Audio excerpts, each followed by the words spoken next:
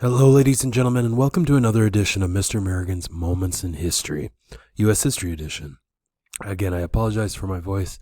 I seem to be a little hoarse today, but I want to talk today a little bit more about why the U.S. gets involved. Now, we mentioned briefly that we kind of use the analogy of the United States as the closer in a baseball game. They come in at the end to kind of help ensure things.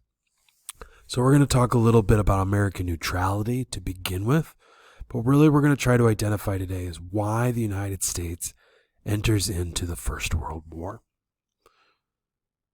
So we'll talk a little bit about propaganda. This is going to be a tool used by Woodrow Wilson in order to drum up support for the U.S. entering the war. We'll talk about the Lusitania, which is a ship that's going to be attacked by German U-boats. We'll talk about the Zimmerman Telegraph, which is the Germans actually reaching out to Mexico as a potential ally and perhaps asking Mexico to attack the United States. We're going to talk about an autocracy. This is part of the propaganda, certainly, of the United States. These are governments in which you've got one ruler who has unlimited power. And we'll talk about the Selective Service Act, which creates the draft, as we know today. So we mentioned earlier in the progressive era that it's in the election of 1912. It's the split between the Republican vote and the Progressive Party vote, aka the Bull Moose Party, that allows Woodrow Wilson to enter into the presidency to begin with. Well, one of the big things that he runs on, and remember Wilson's a Democrat, and this is before kind of the modern shift into the political parties that you and I know today. But he declares that the United States is going to remain neutral in the war in Europe. Actually kind of taking a play out of the playbook of George Washington here and not getting involved. The only big difference is that the United States does have alliances at this point.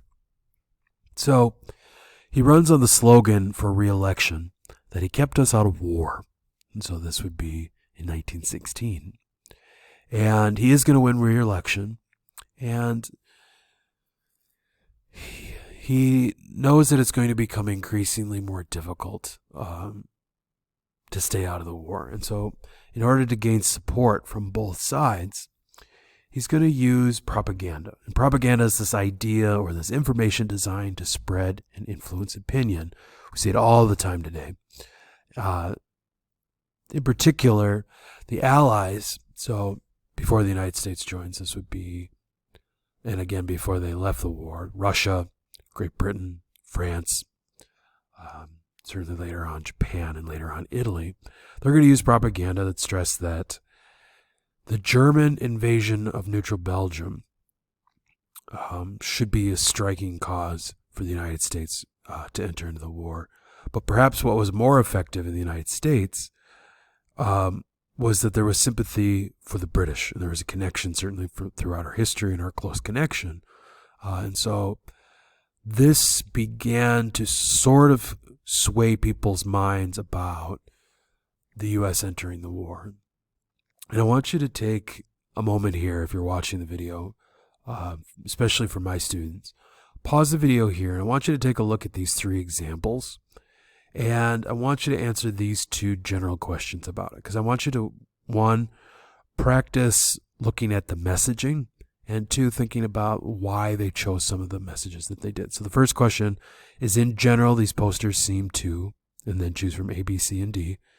And then for number two, it says the poster on the right, eat less, deny yourself, waste nothing.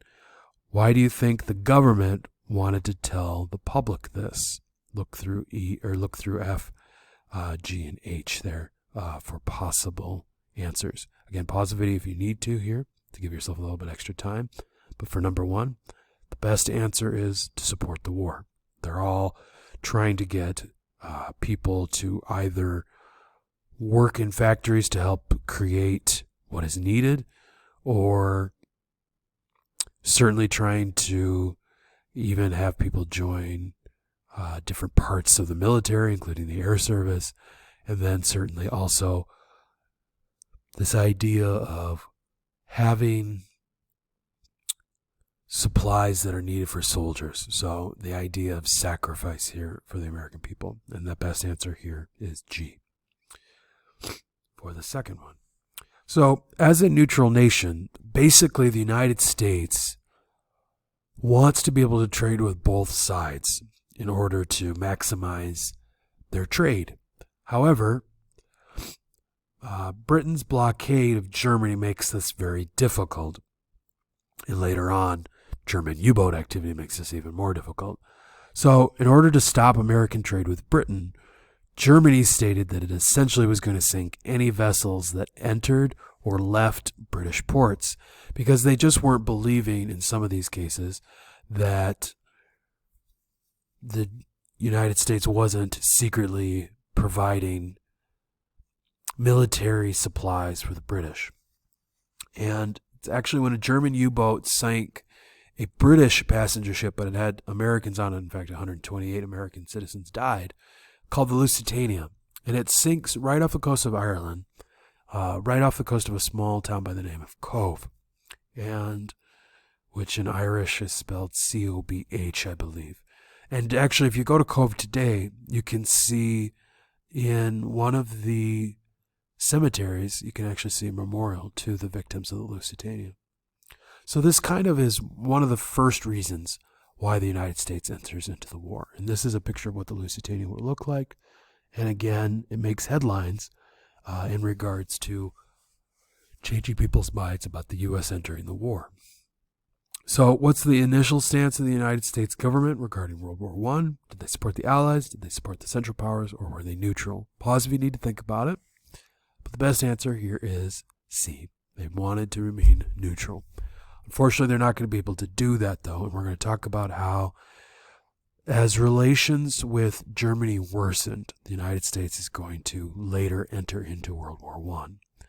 So Germany states in 1917, pretty close to actually when the U.S. enters the war, that they were basically going to sink on sight any merchant vessels sailing into Allied ports.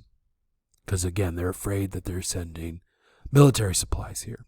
So President Wilson basically broke off any diplomatic relationships with Germany, says we're done. Doesn't officially enter the war, but certainly that doesn't help. That sink on sight is certainly one of the big factors. And again, I would say that and the Lusitania are our first two, for sure. The third one comes when anti-German feelings begin to rise, or escalate would be another great word. Basically, British agents have intercepted a message, a secret message, a telegram actually, that becomes known as the Zimmerman Telegraph, in which basically Germany was offering to ally with Mexico if the war were to break out. It actually was going to promise Mexico some of the territory that they lost in the Mexican-American War, and then later on the Treaty of Guadalupe Hidalgo.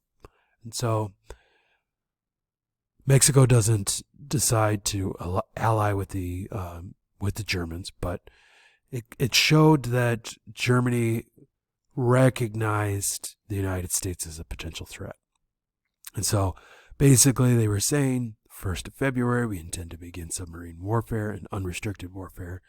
Basically, again, seeking to ally. They wanted to offer them some of the territories that they lost. And then instructed to inform the president of Mexico. And so you're starting to see also in this time period some political ideas. And in particular, we'll talk about Russia a little bit later, but there's a revolution taking place in Russia. What I mean is we'll go into more depth about this later. There's this revolution to basically overthrow the Tsars. And a Tsar is a great example of a king, because it comes from the word Caesar, of an autocracy, which is a form of government in which one person has unlimited power. And they were seeking to establish free elections to take place in Russia. Later on, it's going to be taken over and become a communist revolution. This is going to allow Wilson to start to argue that the Allies were fighting for democracy and trying to replace autocracies, kings. And so in a time period where you've got kings and Bismarcks and you've got emperors, it starts to become a little bit more about American ideals of freedom and democracy. So in April of 1917, Congress passes a declaration of war against Germany, which of course then Austria-Hungary declares war, Germany declares war, and the Ottoman Empire declares war, and the United States in turn. You got the alliance system. Jeannette Rankin is one of the only members of Congress who voted against World War I. She was very principled about the idea of how it was going to hurt the United States long-term in entering into this war. And in some ways, she was right. So, with the U.S. entering into the war, they need to raise an army. And certainly they're going to use some of the technological innovations that come out of like the assembly line in this time period, but they need men to fight the war. And so Congress passes something called the Selective Service Act to basically set up a military draft. So in the United States today, when young men turn 18, they aren't officially required to join the Selective Service. But if you don't, it can affect your ability to get like federal student loans or other government programs. There hasn't been a draft in the United States in recent years. Certainly the last big one was Vietnam. But it is something that was instituted in World War I and has since continued in the United States' history. So, quick little review here. What was the message of the Zimmerman Telegraph? Is it 1, it offered Mexico a chance to reconquer lost territory. B, it warned merchant ships that they would be sunk if they approached Allied ports. C, it basically declared war on the United States. Or D, it called for democracy in Russia. Again, pause if you need to here, but the best answer here is A. It offered up an opportunity. All right, that is going to wrap up this video. Again, today we highlighted a lot of why the U.S. got involved. And so we'll certainly from here build on that in the remaining videos. For my students, make sure you've been following along with the guided notes. Ask me any questions that you guys have. For those of you who are just listening, thank you. Appreciate it. I hope that in some way we're able to help better answer the question of why the United States entered into World War I. Thank you so much for listening. We'll see you next time.